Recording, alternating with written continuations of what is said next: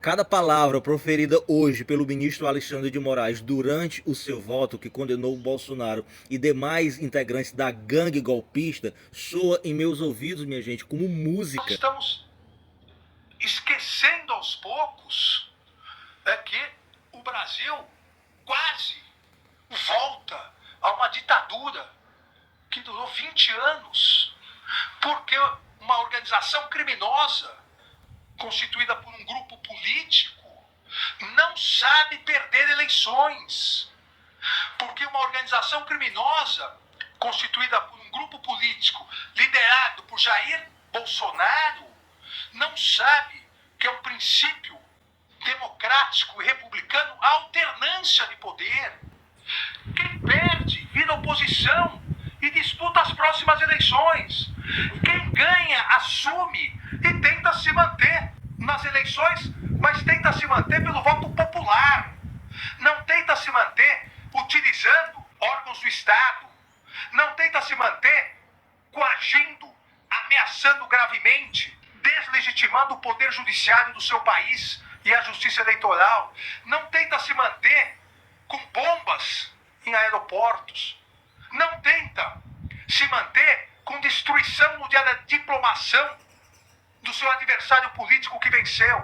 Maravilhoso ver o Alexandre de Moraes chamar o Bolsonaro e todos os seus comparsas de organização criminosa. E agora veja o momento em que ele cita trechos ditos pelo próprio Bolsonaro em live, mostrando que ele sim pretendia dar um golpe. E ainda afirmou o réu, não participaria de uma farsa como essa patrocinada pelo Tribunal Superior Eleitoral. E disse em entrevista, atacando os integrantes do Judiciário, só saio preso, morto ou com a vitória.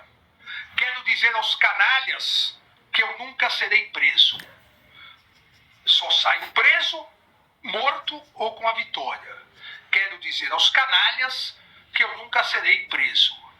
O líder do grupo criminoso deixa claro aqui, de viva voz, de forma pública para toda a sociedade, que jamais aceitaria uma derrota nas urnas, uma derrota democrática nas eleições, que jamais aceitaria ou cumpriria a vontade popular. Ou seja, o Bolsonaro passou 20 anos sendo eleito pelas urnas eletrônicas como deputado federal, elegeu todos os seus filhos, aí na vez que ele perde a eleição para presidente, porque foi um péssimo presidente, afinal de contas foi por isso que foi derrotado, ele simplesmente vem com essa história de questionar a eficácia e confiança das urnas. Agora vamos para o momento ápice do seu voto, onde ele finalmente condena o Bolsonaro e demais meliantes. Diante de todo exposto, voto no sentido da procedência total da ação penal para condenar os réus Almir Garnier Santos, Anderson Gustavo Torres, Augusto Heleno Ribeiro Pereira, Mauro César Barbosa Cid,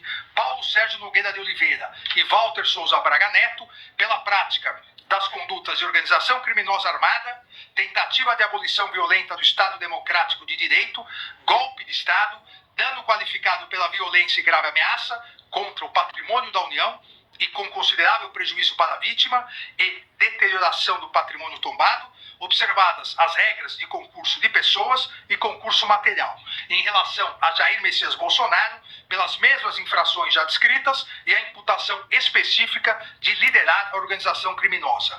E condena o réu Alexandre Rodrigues Ramagem pela prática das condutas de organização criminosa armada, tentativa de abolição violenta no Estado Democrático de Direito e golpe de Estado. Maravilhoso, excelente, parabéns, ministro. Durante o seu voto também, ele simplesmente mostrou que comprovou através de documentos obtidos pela PF que o Bolsonaro tinha anuência, que ele sabia do plano para matar ele, o Lula e o Alckmin, leu o documento que descreveria a prisão dele próprio feito pelos golpistas, mostrou também que a reunião que o Bolsonaro fez com os comandantes das Forças Armadas ao fim do seu mandato é também uma das provas que comprova que ele sim queria e tentou dar um golpe. Diz que a tese de que réus não poderiam ser punidos por tentar dar um golpe, afinal de contas o golpe não deu certo, não faz o mínimo sentido. Afinal de contas, se o golpe tivesse dado certo, quem estaria sendo punido seria ele, ou seja, a justiça brasileira ou qualquer pessoa que tentasse acabar com a ditadura. Diz também que qualquer estudante de direito entende como grave ameaça à democracia o que ocorreu no dia 8 de janeiro. Diz que a ABIN virou uma célula clandestina